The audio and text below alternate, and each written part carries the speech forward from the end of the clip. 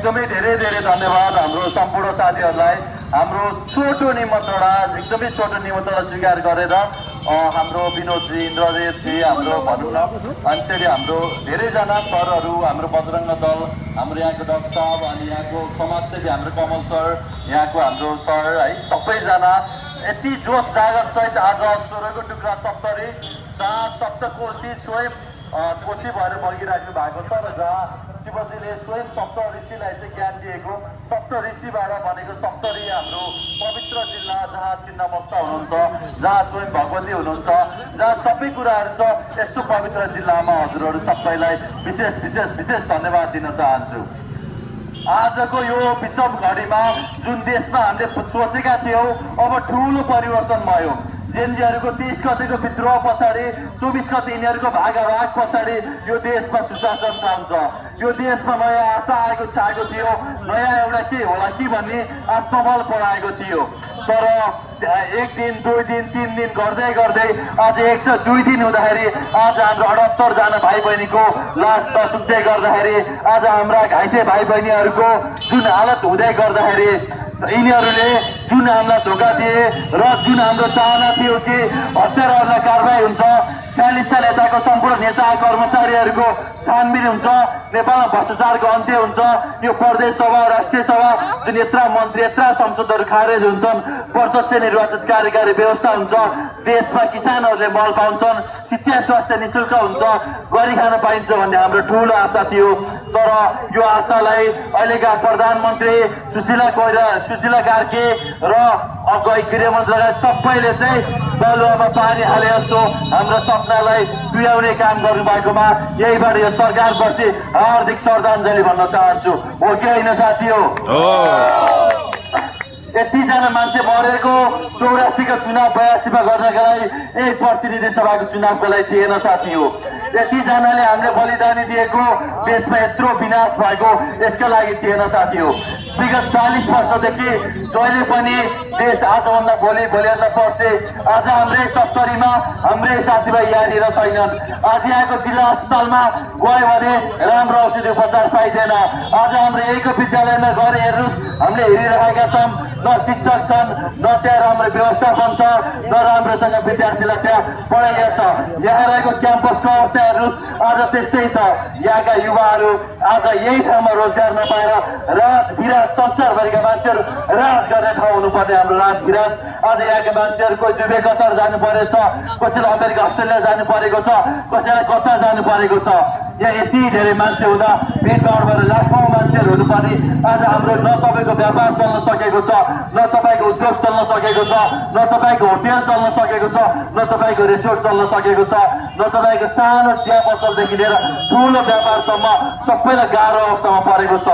स्वर्ग जस्तो देश, हिराको माथि बसेर सुनकोटाले नमाग्नु पर्ने देश होइन, संसारको सबभन्दा माथिको देश, भगवान शिवको देश, भगवान रामको देश होइन, जनक राजाको राज्य हाम्रो मिथिला राज्य, एउटा सप्तऋषिहरूले ज्ञान पाएको हाम्रो यो ठाउँ बारामा जहाँ सती जन्मिनमा जहाँ दक्ष प्रजापतिको राज्य थियो, वीरहरूको गञ्ज रहेको वीरगञ्ज होइन, एउटा भनौँ संसारको सिरान रहेको हाम्रो सिरादेखि लिएर सुनको सुनचरीदेखि यस्तो राम्रो ठाउँ हुँदै पनि, यस्तो भगवती नगर भगवान नगर यस्ता पवित्र स्थानहरू हुँदै पनि आज हाम्रो कमला नदीको पुलको हालत हेर्नुहोस् कति वर्ष भयो कुन हालतमा छ होइन। यो हाम्रो गल्ती हो कि होइन?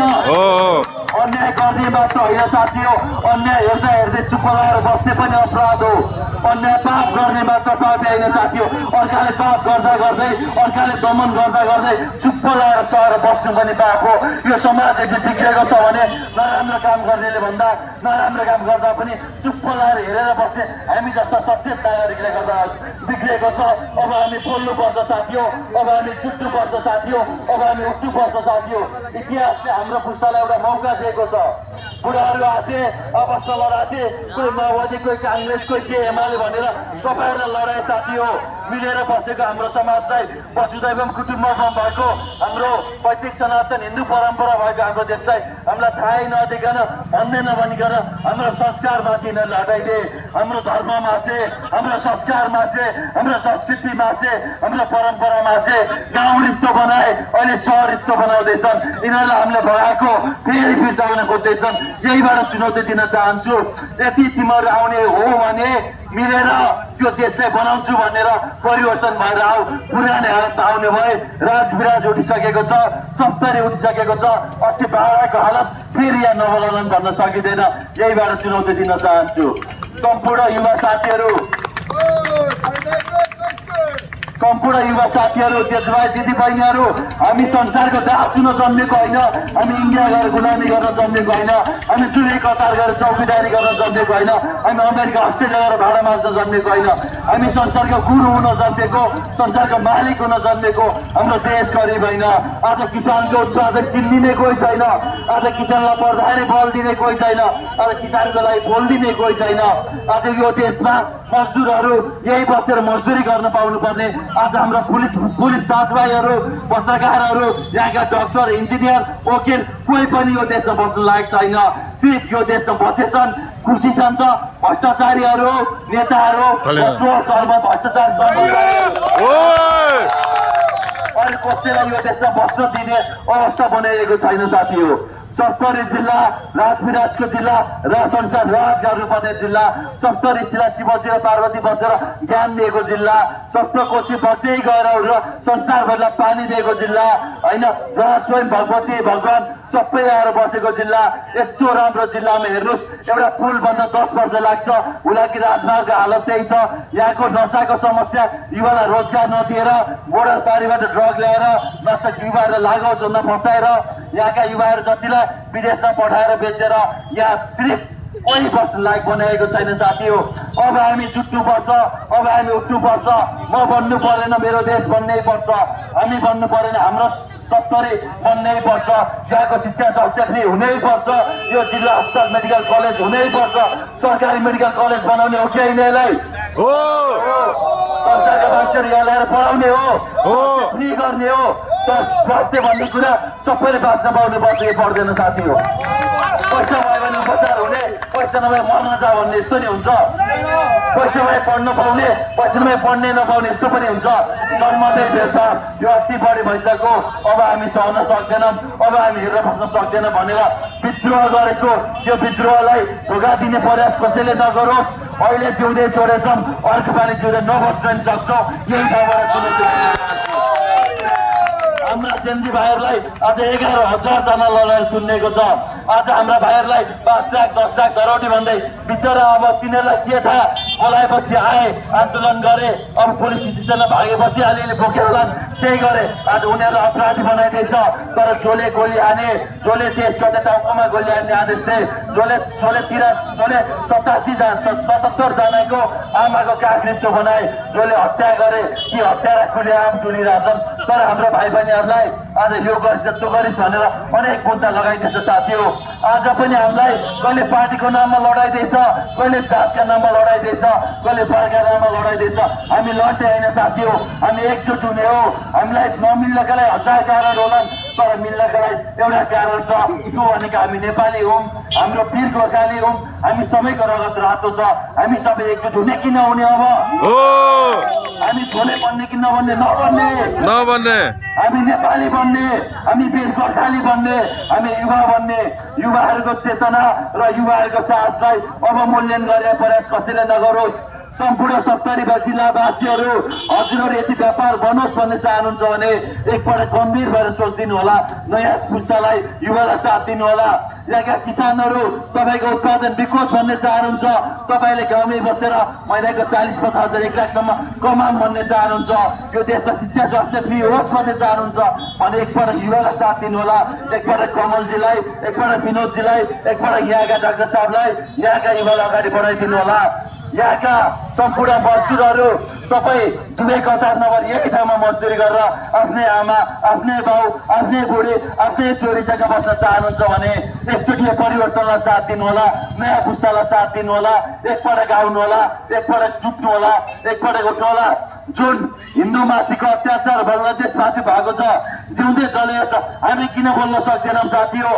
हाम्रा हिन्दूवादीहरू कता छन्? हाम्रो सरकार कता छ? संसारभरिका कता छन्?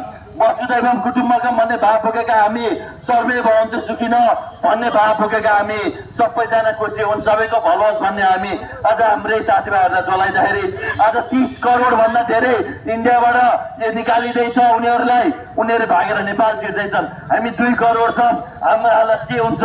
हाम्रो कृष्ण साहनीजीले उहाँ रोक्नु भएको छ, हरेक नाकामा रोक्नु परेन। तराई मधेस भनेको देशको मुटु हो, काठमाडौँ बसेर देश प्रेम देखाएर हुँदैन साथी हो, त्यहाँ बसेर ठुलो कुरा गरेर हुँदैन। दिन रात नभनिकन हाम्रो जङ्गे पिलरको सिमानाको सुरक्षा कसले गरेछ?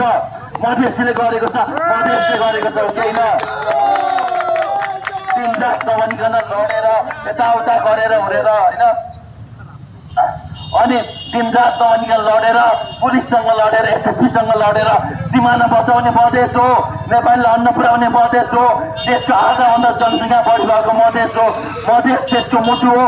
कसैले भन्छ कि मधेस यो तो यताको उताको भन्छ भने त्यो एकदमै ठुलो गल्ती हो र म सिकेर आउँदा यहीबाट चुनौती दिन चाहन्छु, यहीबाट चुनौती दिन चाहन्छु। मधेस हाम्रो दाजुभाइ हो, मिथिला हाम्रो दाजुभाइ हो। हामी राजा जनकको सन्तान हौँ, राजा विराटको सन्तान हौँ, हामी राजविराट सप्तऋषिको सन्तान हौँ, शिव पार्वतीको सन्तान हौँ।